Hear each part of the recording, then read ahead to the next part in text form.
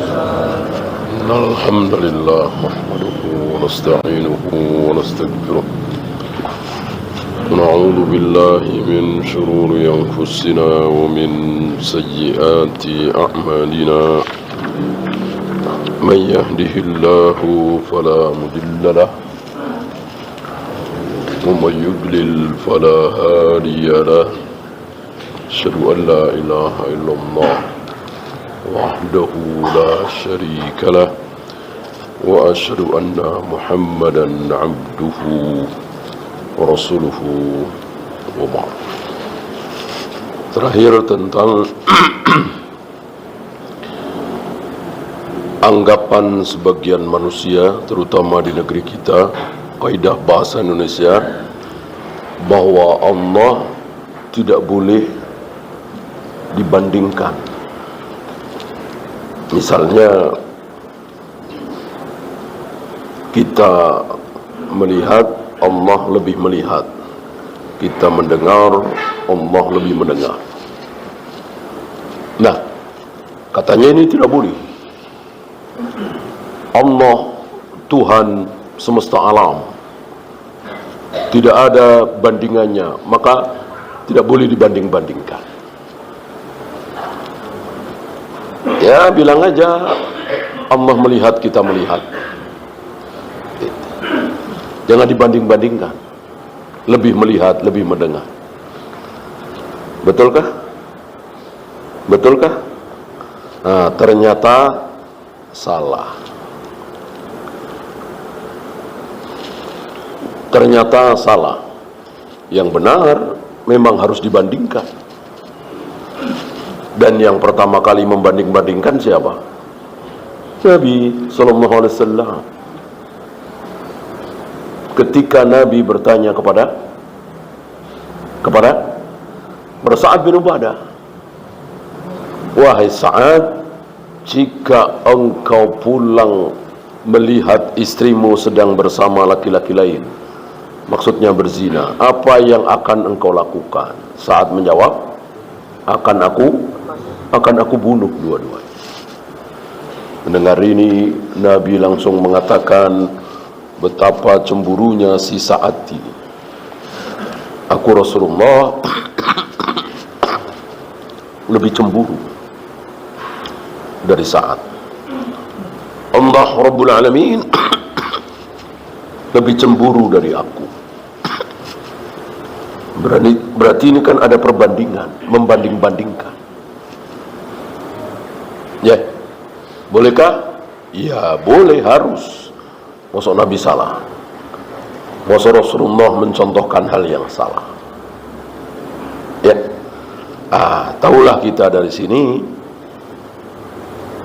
kesalahan ulama yang dikritik oleh beliau kemarin, yang dikritik oleh Syekh Utsaimin kemarin. Walaqad tahasyaha ba'dul ulama wa fassara a'lamu bi 'alim.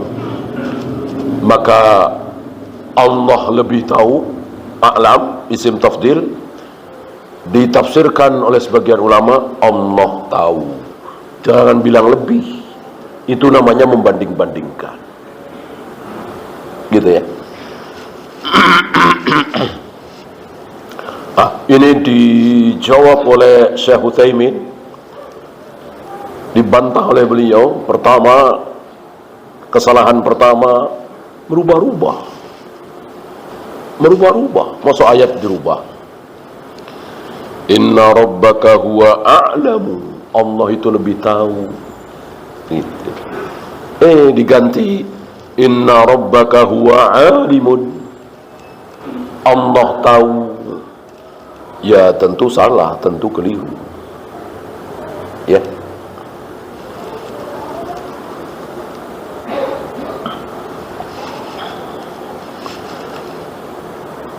Yang kedua, kesalahan yang kedua,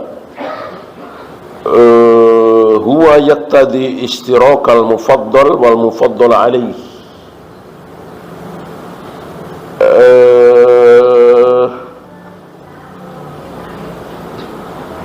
Isim tafdil itu bukan berarti beda selevel, 2 level. Sepertinya beberapa ulama ini sesuai dengan kaidah bahasa Indonesia. Kemarin sudah kita bahas. Dalam bahasa kita, ketika orang mengatakan si A lebih pintar dari si B, antara si A dengan si B ini sama-sama SD, sama-sama SMP, sama-sama SMA, sama-sama dosen, gitu. Cuman si A lebih pintar dari si B. Itu bahasa Indonesia. Ya. Tidak layak dalam bahasa Indonesia mengatakan Profesor Dr. Fulan lebih pintar dari anak kelas 1 SD. Ini kan bahasa yang tidak wajar di bahasa kita. Mungkin nggak ada, ya. Masuk Profesor Dr. Fulan lebih pintar dari anak TK. Ya jelas, tapi jangan diomong ucapan yang keliru, yang salah kan. Nah, bagaimana Allah? Allah jauh lebih pintar dari si Profesor Doktor. Sementara kita semua ini ya lebih rendah dari TK jika dibandingkan dengan Allah. Nah, kira-kira begitu. Ya. Ternyata tidak. Bahwa isim tafdil lebih, si A lebih dari si B, itu nggak harus beda selevel, 2 level, bahkan beda 1000 level, 1 miliar level, itu boleh, itu ada. Mana contoh? Mana contoh? Ya, saya bacakan contohnya. Ashabul jannati yawma idin khairum mustaqarran wa ahsanu makila. Para penduduk surga pada hari itu lebih baik. Lebih baik dari siapa?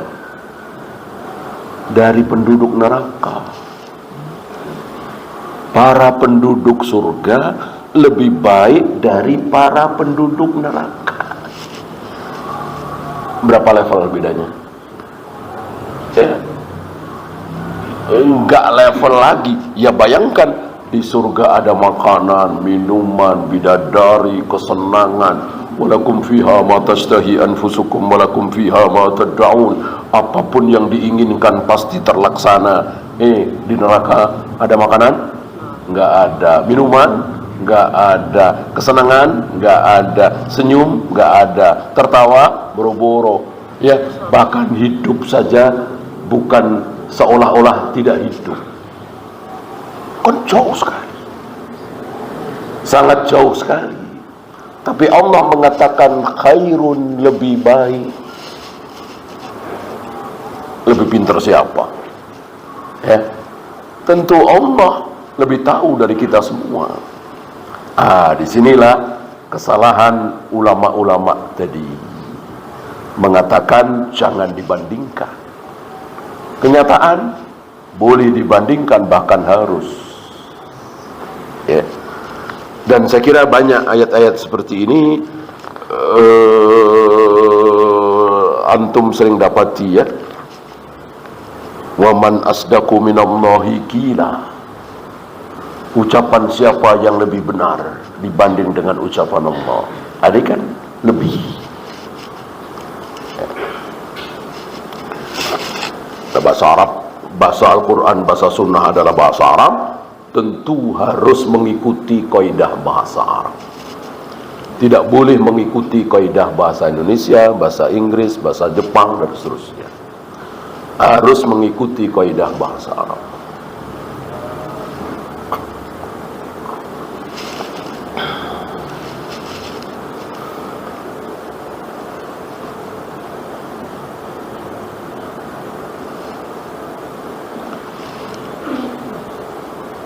Wa naqulu lahu, kami katakan kepada dia, maksudnya ulama yang berpendapat seperti tadi, innal lughatal arabiyyata bin nisbati li ismil fa'il la tamna'ul musawata fil wasfi.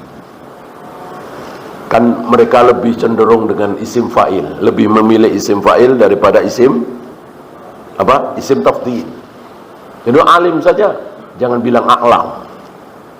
Karena itu tadi perbandingan tadi. Nah, beliau mengatakan justru dengan isim fa'il itu tidak tertutup kemungkinan untuk menyamakan. Ya, Allah alim, kita juga alim.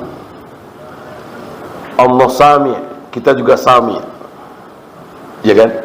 Allah mendengar, kita mendengar. Allah melihat, kita melihat. Allah hidup, kita hidup. Berarti justru ini ada unsur persamaan.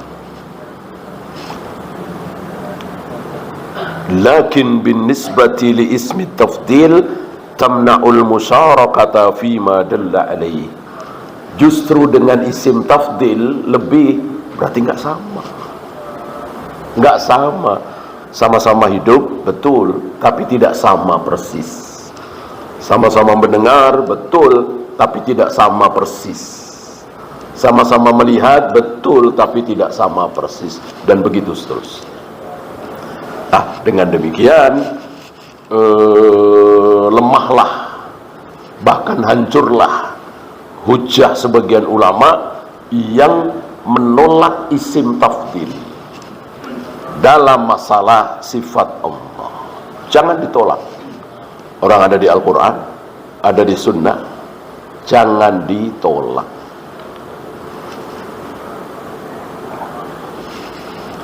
Karena hal yang seperti ini berbahaya. Pertama begini, nanti merembet lagi. Lalu seenaknya, maksud bersemayam itu menguasai. Maksud Allah senang itu Allah ridho. Berubah-ubah. Karena nggak pantas Allah kok punya sifat senang. Berarti bisa sedih dong. Nah, kita harus tahu bahwa Allah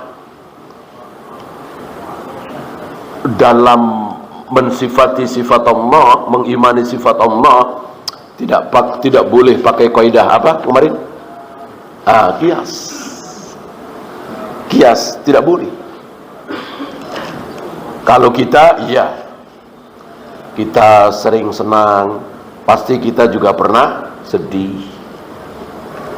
Kita sering marah, kita juga sering tidak marah, ridho. Gitu. Kita banyak yang kaya, banyak juga yang miskin. Itulah kita. Apakah sifat Allah bisa dikiaskan seperti itu? Tidak. Tidak. Ya, ambil contoh hidup. Allah hidup. Apakah otomatis Allah pernah mati? Kan enggak. Ya kan? Kalau kita kan iya. Kita hidup dan kita nanti akan mati. Dulu-dulu kita mati, lalu dihidupkan, lalu dimatikan lagi. Jadi tidak dikatakan dulu kita tidak ada, enggak, tetap ada. 100 tahun yang lalu, 200 tahun yang lalu, 1000 tahun yang lalu, kita sudah ada belum? Sudah ada belum? Sudah. Tapi mati. Gitu. Dia tanpa nafas, tanpa gerakan, di sulbi ayah kita yang ketiga misalnya. 300 tahun yang lalu kita berada di sulbi ayah kita yang ke-6 atau yang ke-7 misalnya. Ya, ambil contoh Rasulullah SAW. Rasulullah alaihi salatu wassalam pernah di perut ibunya Aminah. Sebelum itu berada di mana? Di sulbinya Abdullah. Sebelum Abdullah lahir berada di mana? Di sulbinya Abdul Muttalib. Terus ke atas. Ya. Berarti Rasulullah pernah di sulbinya Hashim, pernah di sulbinya Quraisy, pernah di sulbinya Ismail, pernah di sulbinya Ibrahim.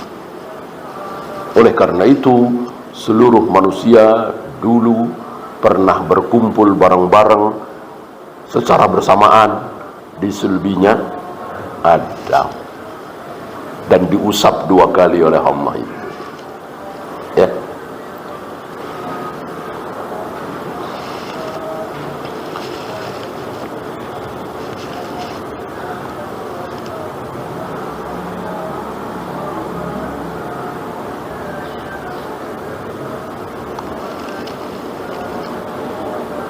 Walau furidha khulmul al-mufaddala alaihi min zalikal ma'na.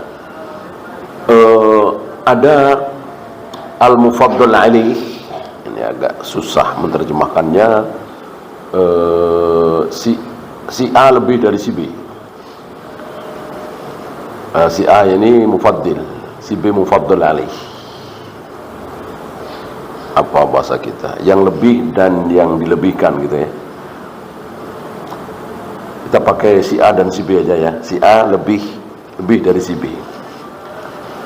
Apakah antara si A dengan si B itu harus sama-sama memiliki sifat itu, tapi A lebih, B kurang? Jawabnya tidak. Jawabnya tidak. Artinya begini, si A ini miliarder, hartanya triliunan. Si B ini boro-boro makan aja nunggu pemberian orang, tangannya buntung, kakinya buntung misalnya. Dia nggak punya apa-apa, betul-betul nggak punya apa-apa. Nah, bolehkah mengatakan si A lebih kaya dari si B? Kalau bahasa Indonesia mungkin nggak boleh ya. Dalam bahasa Arab boleh apa tidak tadi? Si A lebih kaya dari si B, padahal si A ini hartanya triliunan, si B ini boro-boro, tidak punya. Budak itu kan nggak mungkin punya harta kan? Sah nggak kepemilikan harta budak? Tidak sempurna. Artinya begini, ketika saya punya budak misalnya, lalu budak ini punya pakaian, punya kendaraan, saya ambil, bolehkah? Boleh, orang dia punya saya. Ya, badan dia, jiwa dia, diri dia, itu punya saya. Budak kan begitu, orang yang dimiliki oleh orang. Maka sahkah jual beli seorang budak? Bukan menjual budak ya, si budak dengan budak jual beli, sahkah? Jawabnya tidak sah. Ya. Mungkin antum secara nurani mungkin sama dengan saya, kok begitu ya, sepertinya nggak terima, kok syariat Islam seperti itu, dan kan membolehkan. Mana ada ayat hadis yang mengharamkan perbudakan? Nggak ada, nggak ada satupun. Membolehkan, bahkan memulai boleh. Sekarang kan sedang nggak ada nih. Nah, tiba-tiba kaum muslimin perang melawan kaum kafirin, menang. Nah, bolehkah orang-orang kafir itu kita jadikan budak? Bolehkah? Boleh. Aturannya seperti aturan Al-Quran dan Sunnah. Ente budaknya si A ya, apapun maunya si A asal tidak haram, ente wajib lakukan. Ente milik si A, dan seterusnya dan seterusnya ya. Tapi ada hikmah yang sangat besar dari adanya perbudakan itu. Walaupun secara nurani sepertinya kita nggak terima ya, bayangkan lebih lanjut tentang kalau budak itu perempuan, betul-betul apa ya, ya nggak ada harganya. Tanpa nikah, tanpa wali, tanpa saksi, tanpa ijab qabul, boleh dijima apa tidak? Boleh, halal. Dan inilah Islam. Islam itu menyampaikan kebenaran dari Allah dan Rasulnya, walau karihal kafirun, walau karihal musyrikun, walau karihal munafiqun. walaupun tidak disukai oleh orang-orang kafir, orang-orang musyrik, Amerika, PBB, Eropa, nggak peduli. Inilah Islam. Salah satu sifat Islam itu seperti itu, bangga dengan ajarannya. Ya. Nah, tidak seperti hari ini. Nah, apa hikmah besar dari perbudakan ini? Ini luar biasa kalau dihubungkan dengan tauhid. Hari ini banyak dari kita kaum muslimin yang beranggapan bahwa kita manusia ini di hadapan Tuhan, di hadapan Allah punya nilai. Punya nilai tawar, punya harga.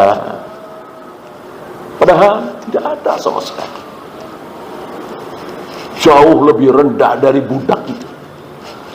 Budak itu kan nggak punya hak sedikit pun kan. Mau pergi kemana, tuannya nggak mengizinkan, nggak boleh, dan haram. Haram itu. Maka janji Allah, ada 3 orang yang ketika sholat, yang lain dapat pahala 100, dia 200. Ketika saum, yang lain dapat pahala 1000, dia 2000. Ketika baca Al-Quran, yang lain dapat pahala 500, dia 1000. Selalu 2 kali lipat. Itu ada 3 manusia. Salah satunya budak yang taat kepada Allah dan Rasulnya, lalu dia taat pula kepada tuannya. Kalau beribadah, pahalanya selalu double. Berarti Allah menghendaki, Rasulullah menghendaki para budak itu taat kepada tuannya. Nggak boleh kemana-mana tanpa seizin tuannya, termasuk jual beli, termasuk dirinya mau dijual, termasuk dirinya kalau dia perempuan mau dijima oleh tuannya, betul-betul nggak ada harga. Bagaimana kita di hadapan Allah? Lebih-lebih lagi kita tuh nggak ada harganya, nggak ada nilainya sama sekali.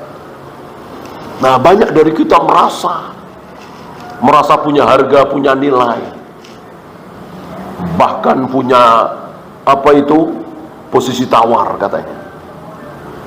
Ini sesat dan menyesatkan. Ya.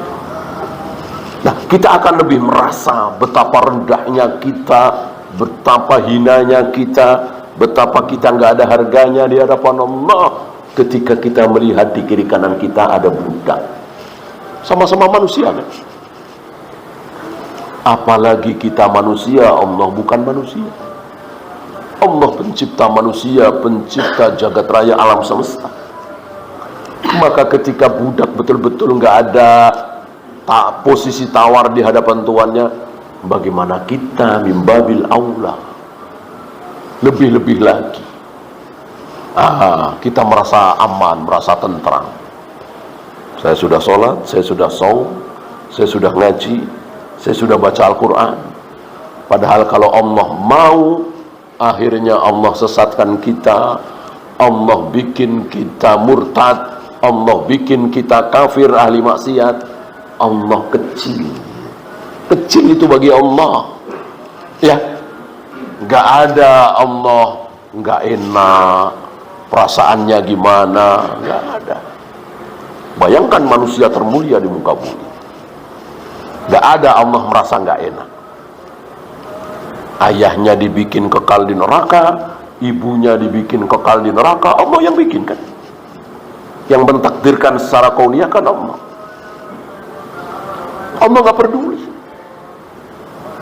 Manusia yang paling mulia di muka bumi nangis sedih, dibikin nangis, dibikin sedih oleh Allah, meratapi ayahnya, ibunya yang masuk neraka. Sampai para sahabat kan ikut nangis ketika pertama kali Jibril mengkhabarkan kepada Nabi bahwa ayahmu, ibumu di neraka. Tentu di dunia ya, di akhirat tidak.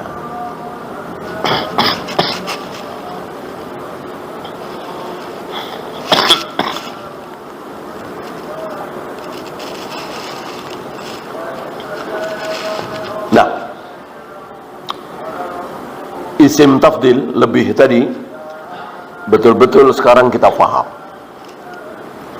Si A lebih dari si B, bukan berarti antara si A dan si B itu beda tipis levelnya. Bahkan sekali lagi, si A penuh dengan kebaikan, si B nggak ada kebaikan sedikit pun. Boleh dikatakan si A lebih baik dari si B. Contoh gamblangnya adalah ashabul jannati yawma idzin khairun. Penghuni surga hari itu lebih baik dari penghuni neraka. Padahal penghuni neraka ada kebaikannya enggak? Tidak ada sama sekali. Ya.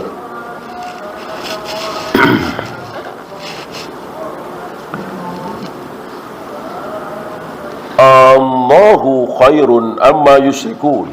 Ini contoh berikutnya, suratul Naml. Apakah Allah itu lebih baik apa yang mereka sekutukan itu? Batu, keris, jimat, kuburan keramat, mana lebih baik mana? Allah apa berhala-berhala itu? Ya. Allah penuh dengan kebaikan. Tidak ada keburukan sedikit pun pada diri Allah. Apa yang ada di diri Allah semuanya kebaikan. Batu yang disembah itu, kuburan yang disembah itu, jimat-jimat itu enggak ada kebaikan sedikit pun.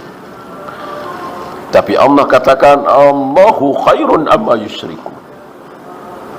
Allah itu lebih baik daripada apa yang mereka sekutukan. Ini lebih jelas lagi.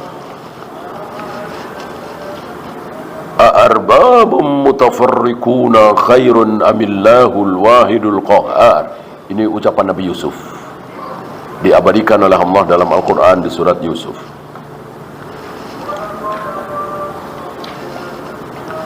Ketika Yusuf berhadapan berbicara kepada dua temannya yang sama-sama di penjara.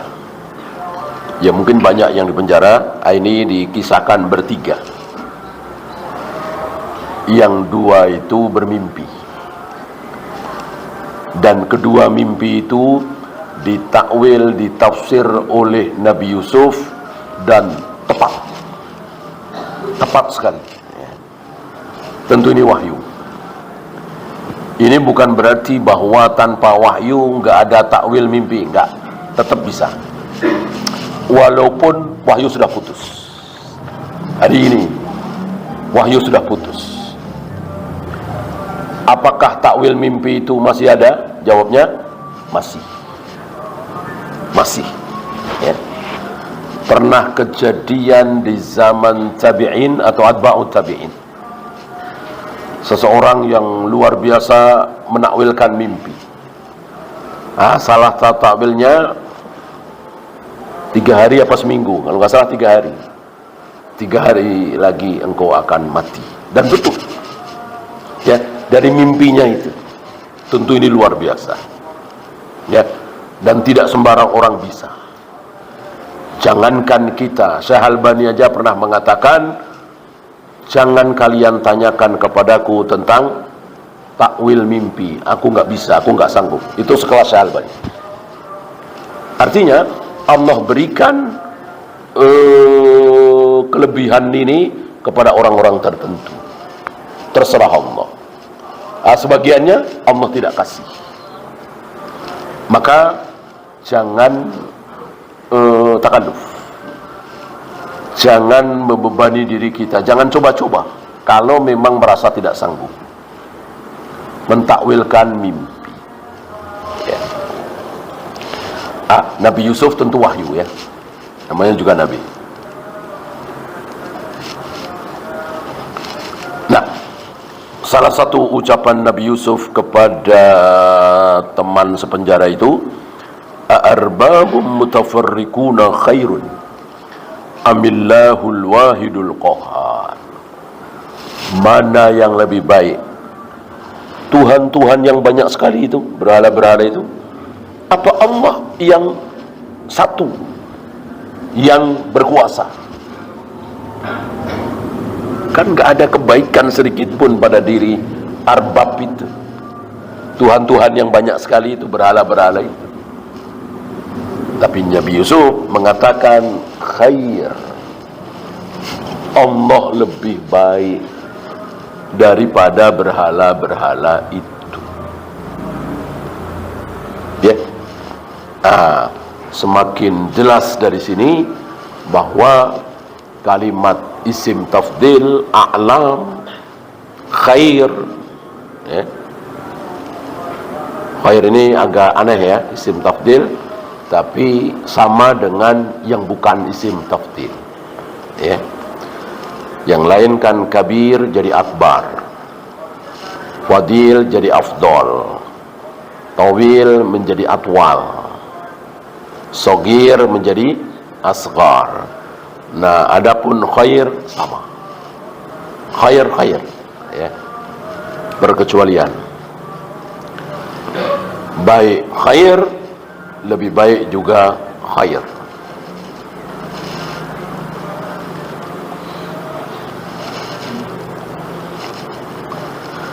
Ya, kita lanjut as-sidq. Benar. Salah satu sifat Allah adalah as-sidq. Salah satu sifat ucapan Allah adalah as-sidq. Benar. Wa man asdaqu minallahi qila. Tidak ada yang ucapannya lebih benar dari Allah. Dalam hal ini bertingkat. Imam Syafi'i ucapannya benar. Umar bin Khattab lebih benar lagi. Abu Bakar lebih benar lagi. Rasulullah lebih benar lagi. Allah lebih benar lagi. Yang paling benar, cuman asdaq lebih.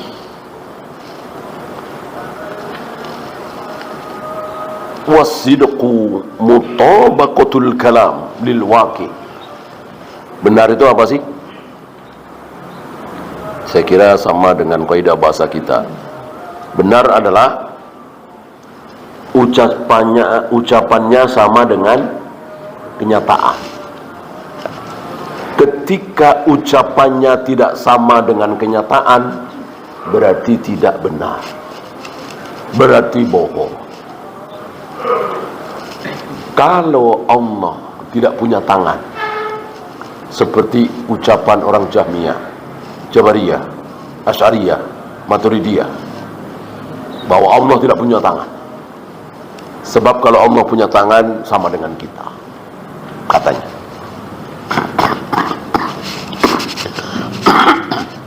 Lalu tiba-tiba Allah mengatakan, ma mana'aka antasjuda lima khalaqtu biyadayya.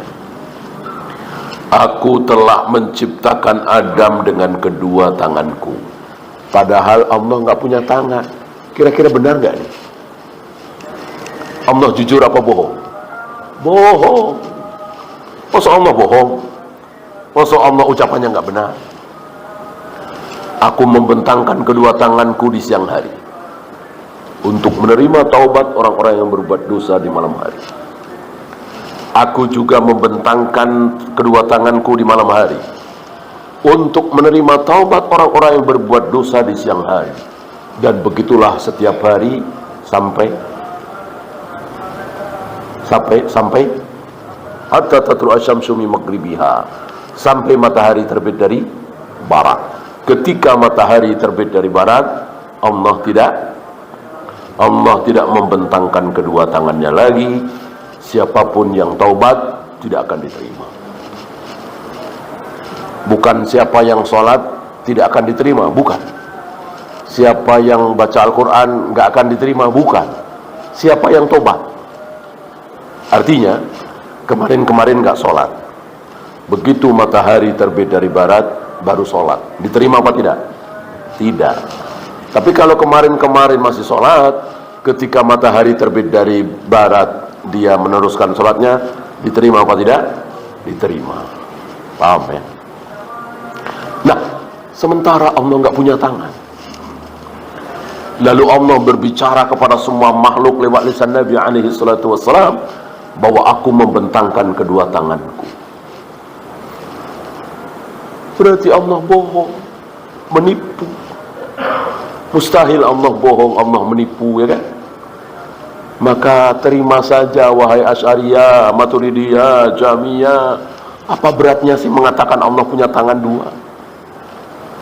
Ya, apa beratnya? Orang itu kata Allah sendiri, itu kata Rasulullah. Orang yang paling tahu tentang Allah, siapa kata Nabi? Aku, kata Nabi. Orang yang paling tahu tentang Allah adalah aku.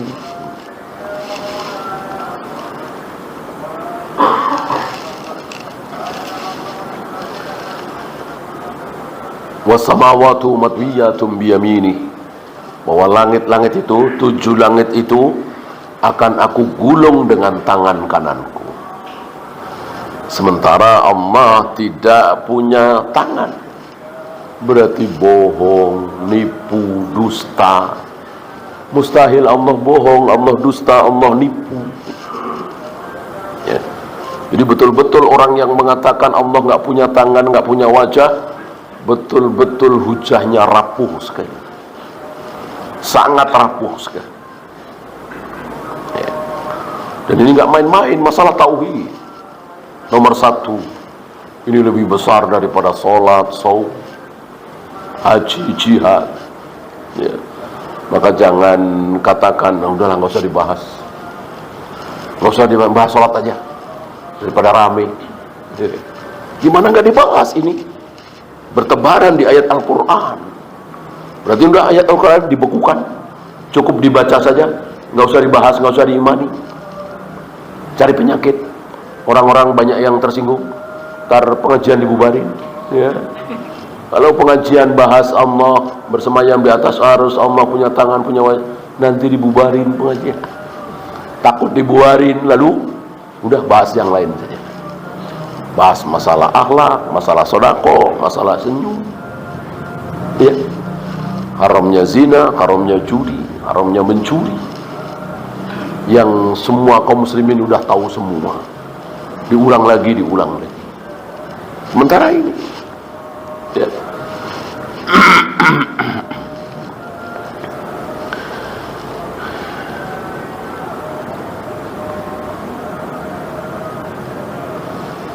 Wala syai'a minal kalami yutabiqul waqi' kama yutabiquhu kalamullah. Tidak ada kalam seseorang, kalam siapapun yang sama dengan kenyataan. Tidak ada ucapan siapapun yang sama dengan kenyataan melebihi ucapan Allah. Jadi ucapan yang paling sesuai dengan kenyataan adalah ucapan Allah. Di sini kita diuji. Kok begitu? Kok nggak sesuai? Betul-betul diuji. Iman kita diuji. Jangan sampai kita goyah, ragu. Kita ikuti Nabi SAW yang tidak ragu ketika seolah tidak sesuai dengan kenyataan. Minum madu sekali nggak sembuh, minum madu 2 kali nggak sembuh, minum madu ketiga kali masih nggak sembuh. Dengan ini kemudian Nabi ragu kalau madu itu betul-betul obat. Tidak ragu, tidak ragu, ya. Bahkan Nabi bukan meragukan madunya, tapi meragukan apanya? Perutnya, perut orang itu. Shadaqallahu wa kadzaba batnuka. Allah tidak mungkin salah, yang salah perutmu, ya. Nah, mestinya kita seperti itu, ya. Jangan ragu. Kata siapa? Negara dipimpin perempuan hancur binasa, no? Negara anu. Kasih contoh. Apa dulu Aquino, Benazir Bhutto, siapalah, ya. Baik-baik saja, bagus-bagus saja. Kita diuji. Ragu dengan firman Allah, sabda Nabi, atau yakin? Wajib bagi kita untuk yakin. Jangan ragu.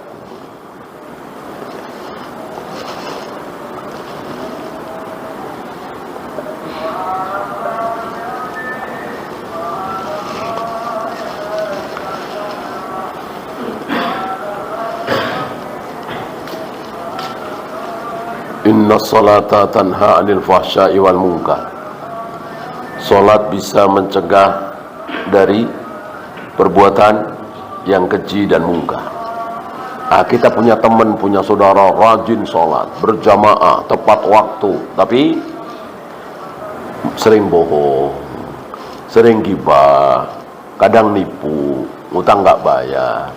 Lalu kita ragu dengan ayat ini. Kita diuji. Ya, nggak mungkin ayat ini salah. Ya. Dianya yang salah. Itu. Ada sesuatu yang salah di dia. Nggak mungkin ayat ini salah. Ya.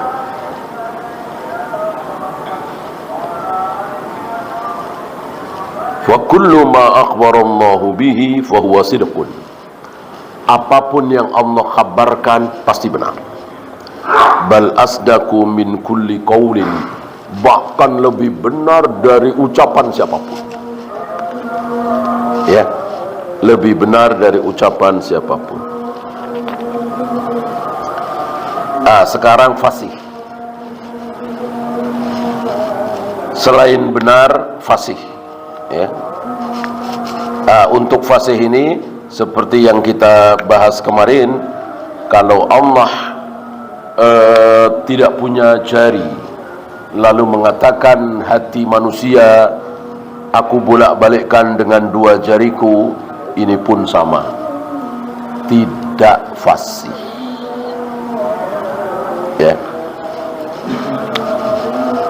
Ya, itu saja untuk malam ini. Tidak ada soal jawab, kita akhiri. Subhanakallahumma bihamdika asyhadu an la ilaha illa anta astaghfiruka wa atubu ilaik. Assalamualaikum warahmatullahi wabarakatuh.